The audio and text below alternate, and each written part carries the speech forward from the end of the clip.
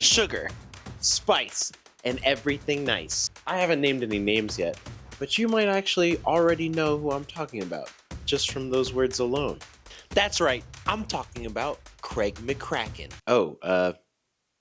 Wait, did you think I was talking about the Powerpuff Girls? Well, yes, I am talking about the Powerpuff Girls, and well, you might know their names, Blossom, Bubbles, and Buttercup, but how well do you know their creator?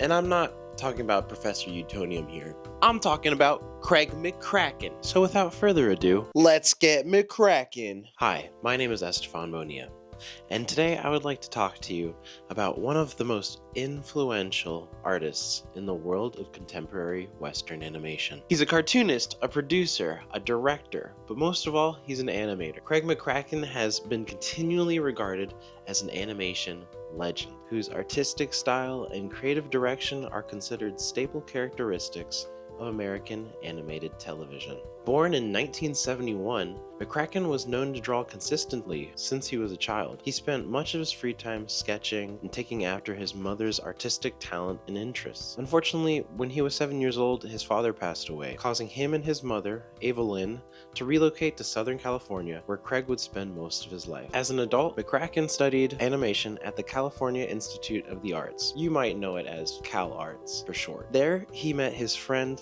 and future collaborator, Gennady Tartakovsky, an animator who would also later create iconic cartoons such as Samurai Jack, Symbiotic Titan, and Dexter's Laboratory, the latter being a show where McCracken himself worked as the art director. While at Cal Arts, McCracken also created an animated short film entitled Whoop Ass Stew, a film that featured three adorable yet hard-boiled little girls, known as the Whoop Ass Girls, who dedicated themselves to fighting evil in the comically crime-ridden city of Townsville. If the Whoop-Ass Girls sounds strikingly familiar, that's because these are the same three girls who grew up to become the world-renowned Powerpuff Girls. In 1993, McCracken worked at Hanna-Barbera Studios, and after several months there, he pitched the concept of the Whoop-Ass Girls to studio executives. Now, it should come as no surprise that despite the executives loving the brash yet endearing comedic style of the Whoop-Ass Girls, there is no chance that they would ever greenlight an animated children's show with the word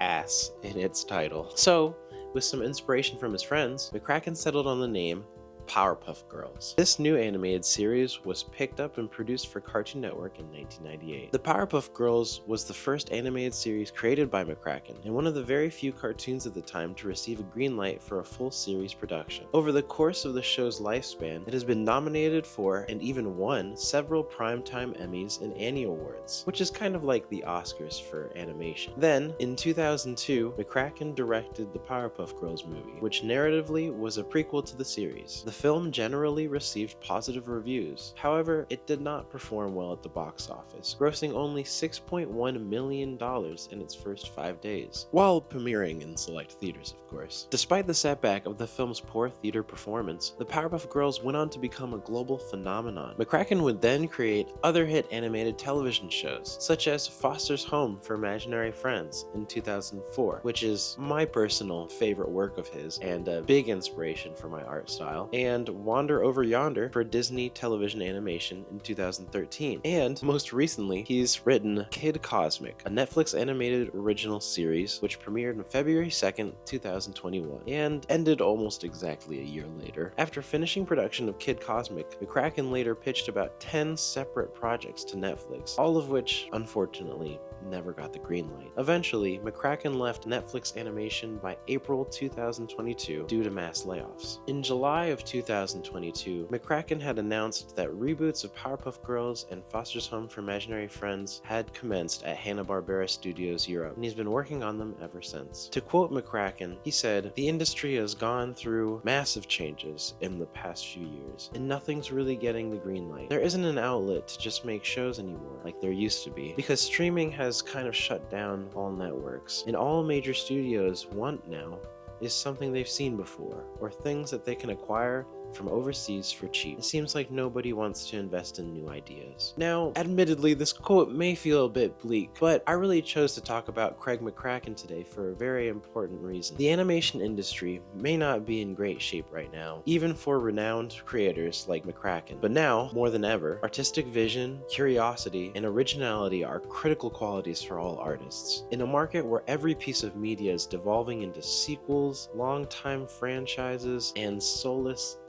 AI regurgitated nonsense, creativity is key. The art that you create, the art that is uniquely yours, that is the fresh breath of air that the world needs right now. I chose to speak about Craig McCracken because I admire his originality more than anything. Every single show that he's produced has been wildly imaginative and bears that same childlike whimsy that I feel like we all had when we were kids, and I really love that about his work. I firmly believe that the kind of creativity we see in artists like Craig McCracken is what stands the test of time throughout the history of animation. Again, my name is Estefan. Thank you for watching, and don't forget, go check out some cartoons, okay?